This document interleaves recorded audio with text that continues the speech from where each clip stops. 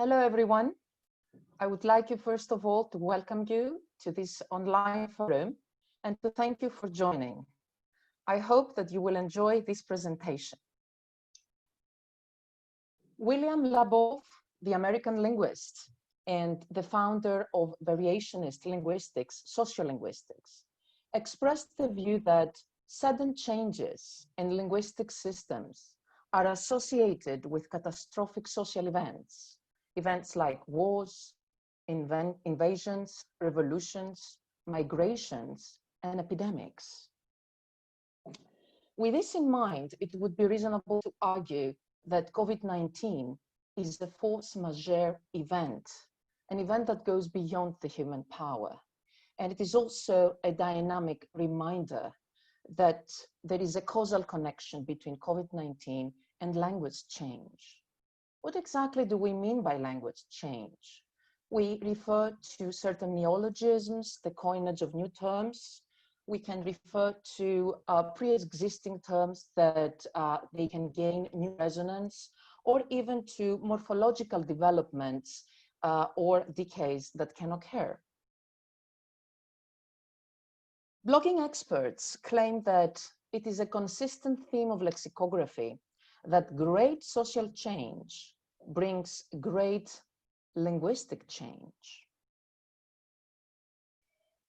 Through the spectrum of lexicography, Bernadette Payton, the editor of Oxford English Dictionary, argued that it is a very rare experience for lexicographers to witness such an exponential rise as opposed to the linear growth in the usage of a single word, the word COVID-19, and most importantly, in a very short period of time. They also claimed that this word has come overwhelmingly to dominate the global discourse, even to the exclusion of most other topics. Reflecting on the Emojipedia website and this domineering power of COVID-19, this is also manifested in certain online venues like Facebook and Instagram. Drawing upon this paradigm shift of the spread of the coronavirus emojis, what we observe is that this hermeneutical impulse of positive emotions through emojis has shifted into a much more medicalized form of communication, especially on social media. So this increased use of the emojification, this iconicity is embedded into the natural language, the English natural language, and it can actually mimic real world events, the coronavirus age. They have become even more realistic, and we refer to the skeuomorphism of emojis. And this is a trend that all educators should notice, because we can see this dominance and popularity in online discussions. And most of our EFL learners are extremely interested in using this kind of language, and sometimes they incorporate it into the English language. So here what is interesting, according to an Emojipedia analysis, is that 35.82% of users refer to the coronavirus emoji, the one that is wearing a mask, and the microbe emoji, and this amounts to a 42.9%. There has been a reference to 2,397 coronavirus emojis that are available, showing visual support, working from home, social distancing, washing hands, staying at home, and so many others. So all these things make us understand the necessity to incorporate another question apart from the question, do you speak English? Actually, the question can become, do you speak the language of COVID-19? And this suggests that the EFL speaking curriculum needs to be modernized and needs to become topical, updated, and real, first of all. The big question is that, should educators embrace this language evolution? Well, that's a really interesting question, because while having a look at the common topics, like speaking topics, like hobbies or eating habits or the environment and many others, I don't think that there has been enough preparation for students to develop a pandemic exam mindset. And it is important to make them develop an exam readiness. Interestingly enough, the Oxford Dictionary already started. It was revised to record linguistic impact of COVID-19. And even the founder of the English Club Com, Joseph Asperger, created his own COVID-19 vocabulary page. And he actually called it the language in the making, because what we realize is that language is a living organism. With reference to some common oral topics, like, as I said before, family or relationships, or free time, education, unemployment, advertising, crime, bullying, immigration, shopping, this is the traditional EFL speaking curriculum. But what about COVID-19? I think educators should welcome this new topic, because it is the #1 topic in the news globally. Here are some screenshots from the Daily Telegraph, and the headline reads, "Stay calm and homeschool." The West Australian, "Your say on virus."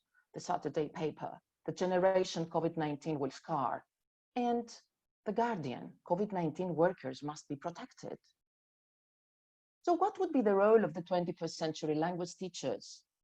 We should emphasize the notion of global education approach. In that kind of approach, educators are called to make an effort and equip the students with knowledge about world problems and real life communication. We cannot stay indifferent. We live in a world that experiences war, poverty, inequality, pollution, and pandemic outbreak. To put it briefly, it has been stated that it has transformed and expanded the vocabulary of our daily lives. It has become a part of regular conversation, and suddenly we are all epidemiological savants, experts. How can we incorporate COVID-19 glossary in the EFL speaking class? After a lot of research, I decided that a useful glossary would be that of the Translation Bureau COVID-19 glossary, on the grounds that the Translation Bureau is an institution that supports the government of Canada and promotes the Procurement Canada portfolio. Most importantly, it clarifies the basic concepts to promote understanding of these words. It is updated and on a daily basis, and it is the words are alphabetically listed. Let me give you a taste. I'm not going to refer to all these examples, just 1 or 2 examples from each of the columns. For a column, you can teach students of terms like antipyretic therapy or antiviral drug or a symptomatic case. B, you can talk about border closure. For C, you can talk about caremongering. They are highlighted because these are neologisms, or clinical presentation, or contact precautions. For D, another neologism, deglobalization. What are they going to do if an examiner might ask them this kind of questions? Droplet transmission precautions, declare a pandemic. For E, economic recovery, elbow bump, entry screening, epidemic, epidemic curve. F, flatten the curve. G, global impact, global health crisis. H, health system capacity, herd immunity, hygiene measures. I, immune system, incubative stage, infectious agent. J, lift the lockdown, local transmission, long-term income support, medical equipment, medical supplies, misinformation. N, non-close contact, non-essential travel. O, outbreak. P, pandemic, physical distancing, plank the curve, primary case. Q, quarantine. R, respiratory failure. S, self-isolation. Severe acute respiratory syndrome, super spreader. T, test negative, test positive, travel restriction. V, vulnerable health system, voluntary quarantine. W, World Health Organization, and Z, zoonotic disease. After familiarization with the alphabetical list, as a pre-speaking stage, educators need to craft the understanding of these terms. How can they do this? Through literacy builders. I have selected 4 of my preference. These are just screenshots, mainly graphic organizers. The word fact card, vocabulary continuums, semantic gradients, the Freire model that includes examples and non-examples, and of course, virtual corpus, the concordance lines. Let me delve a little bit deeply into how this can be taught. First of all, I need to emphasize that vocabulary instruction has to be done holistically. It cannot be compartmentalized. So just by giving certain definitions and matching exercises, or just provide students with synonyms and antonyms, doesn't work. We should give them a more holistic view. For example, here you can see the definition. You can see a paraphrase definition. The word is in the middle, deglobalization, a new term. The root of the word, some morphological features, prefix, suffix, parts of speech, synonyms and antonyms, and an example sentence. This is a holistic environment of teaching a word. As for the Freire model, the most important thing is the red zone with a non-example. The word of my choice was pandemic. We can give students a definition of pandemic, but not only a definition. We can also give them facts and characteristics. For example, etymology of the word, or in what context can be used, because sometimes they problematize themselves according to how can they use the word in context. They might know the meaning, but they cannot contextualize it. Or example sentences, and here my non-example is to pandemic is epidemic, based on the difference between the prefixes, epi and pan. These are 2 different prefixes. As for the continuums and the semantic gradients, what is important is that they can help you, the educators, deal with the potency levels of the words. In other words, students can be taught how to specify their choice selection of certain words. And they foreground what we call in linguistics nuances, the shades of meanings. For example, the first semantic gradient shows that the 2 continuums, we have the continuum, the end on the left and the end on the right. The end on the left shows the weakest meaning of the word, asymptomatic, then it moves on to infected, and it ends with the strongest meaning of the word, super spreader. So this is how we can foster the shades of meaning for our EFL learners. As for the corpus analysis of the word, what is very important here is to realize that by asking students to enter this website, they can immediately click on a button and have 200 examples of the word that they have selected from the pandemic vocabulary. Here I've selected the word quarantine.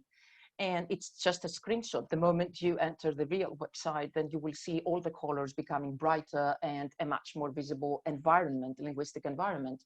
So what is interesting is that the word appears in the middle, and it is portrayed in a color-coded way. So that gives the students the chance to think of semantic prosody, the context of the word, how it appears, the words that are before quarantine, the words that are after quarantine, it gives collocations, and also the syntactic pattern following colors. For example, green stands for adjectives and blue stands for nouns. And this would be also very helpful for students with learning disabilities for a more inclusive education. As for the while speaking stage activities, the taxonomy of activities I have selected are the real world opening class discussion questions, news articles based interviews, role-playing in the form of debates, and collaborative presentations. Let me start with the questions. I surfed the ResearchGate net website, and out of 300 and more, I don't remember exactly, it was more than 300 questions posed by researchers. I selected, for the purposes of this presentation, the 18 out of 300 and more real-world opening class discussion questions that most, if not all, EFL learners should know that are really related to the ELT field. Let's have a look. I have categorized them for regarding questions of action taken and pandemics. I'm not going to refer to all the questions. I have just written down the ones that I want to talk about today. Question 3, do you think the world should be prepared for waves of coronavirus 2019 to continue for the next 2 years? Or question 6, students could be asked, what is the role of information systems innovations in combating COVID-19, for example, drones? So you lay the ground, you lay the foundation for ideas to come into the EFL speaking classroom about how the preparedness of hospitals to accommodate a large influx of patients and their medical supplies. Or you can talk about the spraying drones that have been used so far to disinfect infected areas, coronavirus areas. The second category is related to education and pandemics. So questions like number 3, you can ask them, should teachers become more flexible, sensitive, and understanding with students' assessment due to the impact of COVID-19 on education? Or question 4, how long do you think schools and universities could last with only online real-time teaching classes such as Zoom, Google Meet, Microsoft Teams, Cisco WebEx, and others? So students are given the chance to talk about formative assessment in the form of quizzes, and we can measure how much they have learned through quizzes. Or they can talk about the security and confidentiality guidelines that online education needs to conform with. The third category has to do with social and moral dilemmas of pandemics. So students can be asked question number 1, what do you think are the human rights that are temporarily violated under COVID-19 conditions? For example, the lockdown conditions or restrictions. Or question 3, will the vaccine hope for the treatment of COVID-19 pandemic affect the anti-vaccination movement positively? So students are given the chance to talk about civil liberties or to talk about immunization perspectives for all humanity. Category 4, for me, one of the most important ones is the personalized reflections, because this is how we engage our learners and we make a much more meaningful speaking classroom. So we can ask them questions like, could you share how the country, your country, Greece, is dealing with the pandemic? Or how do you assess the most positive aspect of this pandemic, COVID-19? Because there are positive aspects. So students can talk about the Greek measures being taken that were among the strictest in Europe, that they have been credited internationally because they have managed to keep the disease under control. And the number of deaths is the lowest in Europe, and give them a sense of patriotism as well. And then we can also talk about the positive aspects that would that be the end of hyper-individualism, because certain kinds of acts of kindness have been promoted worldwide. As for another activity, the interview-based ones, I've selected certain samples of articles. Article number 1, I'm going just to read to you the headlines. Articles like with headlines like elbow bumps are the new handshake, here's why. Or coronavirus, kind Canadians start caremongering trend. Caremongering, they are going to start wondering, what is this? Well, you need to explain to them that it is a social media movement, so much related to their everyday lives, spreading across the internet and offering help to anyone who needs it. This is a perfect example of ethics education. Or an article with a headline, a pandemic of deglobalization. What is deglobalization? What kind of neologism is this? Well, it's the process of diminishing interdependence and integration between nation states. So we just witnessed an era where this kind of connectivity between countries declines or not. The interview questions, some of the interview questions that they can ask each other is, after their familiarization with the articles, what do you think when you read the headline of this article? Why should we get used to the idea of the new handshake? Do you agree with this new tactic to say hello? Or about Article 2?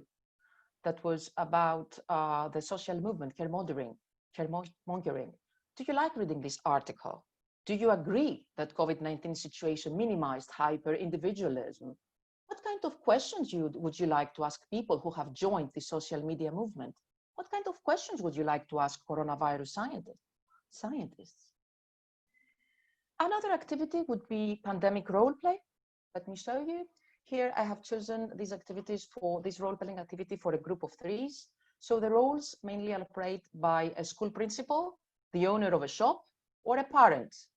And the theme is the best pandemic control strategy. The school principal argues that we need to stay accurately informed.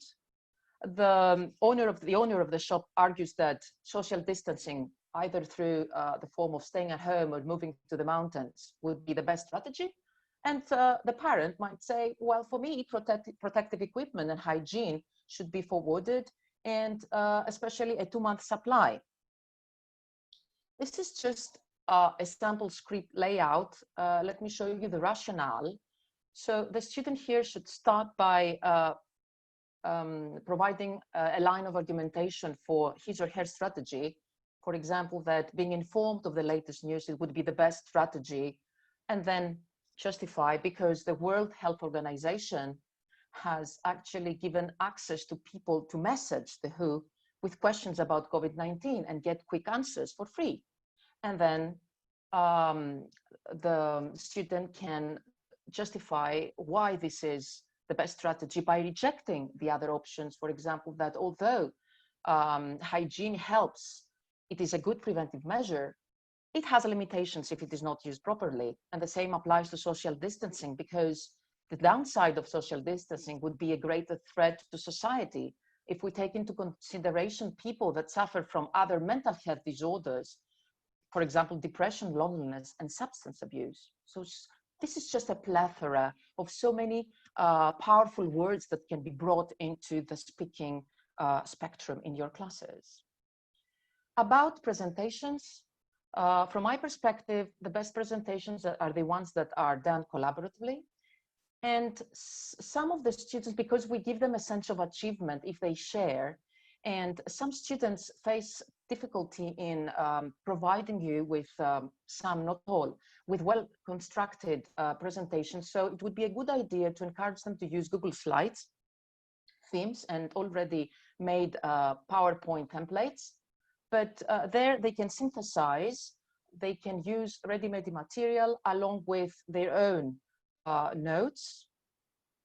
For example, one student can refer to the history of COVID-19 or the definition of COVID-19. Another student can refer and present the map, the most confirmed cases around the world.